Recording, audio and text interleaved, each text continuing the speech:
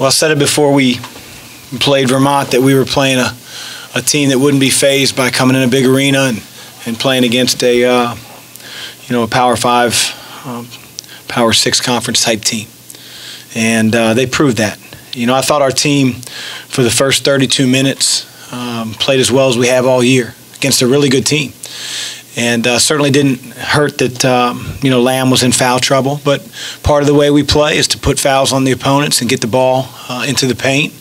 And he was a casualty because of that. So I give our guys credit for, putting him in that position.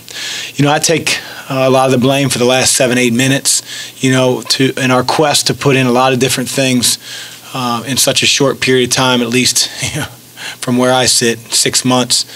Whether it's our system on both ends of the floor, we haven't done as much as we need to do in time and score situations, in dealing with post traps. And give Vermont credit, they handled being down like a veteran team. They didn't quit. They found a way to rattle us a little bit. Disappointed because we had 4 or 5 turnovers with about 5-6 minutes to go, and we end up with 10.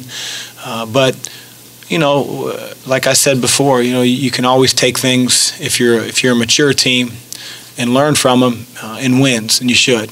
So hopefully our team does that. But I have a lot of respect for John, his team, how they play together, how they play the game. But I love our team, and I think we're going to continue to get better. Coach, in the first half, I believe at the under-8 timeout, Vermont was shooting, I believe, 60% from the field, 70% from 3.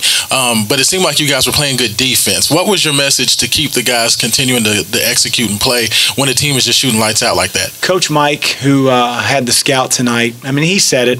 He said it, 5-10 times leading up to the game. But, Anthony Lamb's going to hit some shots. He's going to hit some tough ones. He can just really use his body. He scores. He's a tough mismatch. And you just have to make sure that he's earning what he gets.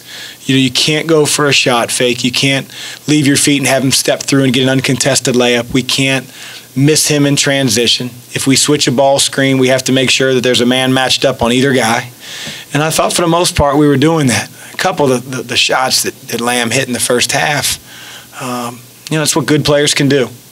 And, the one right in front of me, I don't even know how it hit the rim, let alone it didn't hit the rim. It went all the way through the net without touching the rim. You give him credit. He's a big-time player. And good teams and good players can do that too.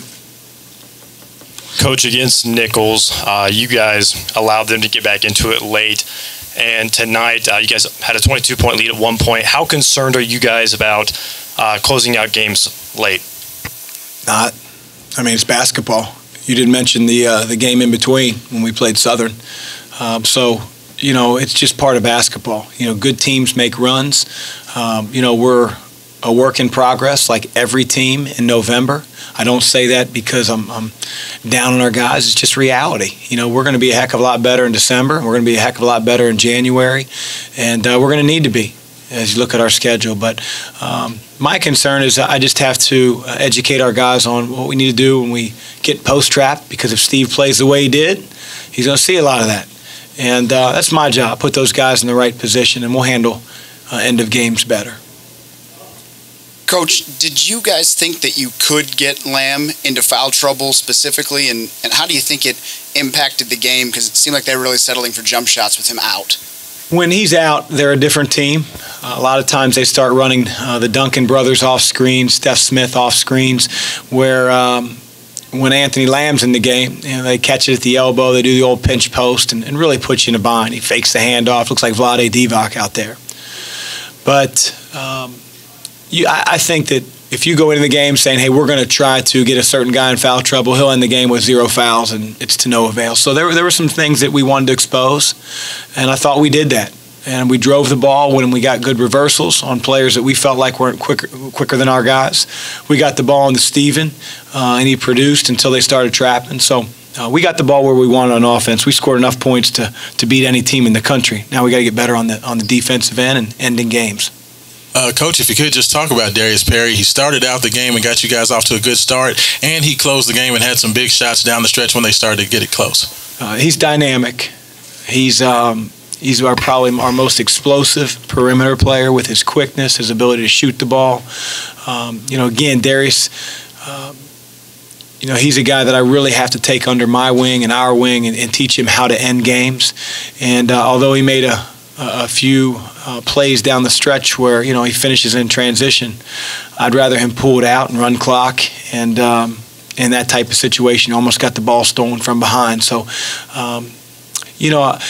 Darius is such a playmaker for our team, and he needs to be. And he needs to be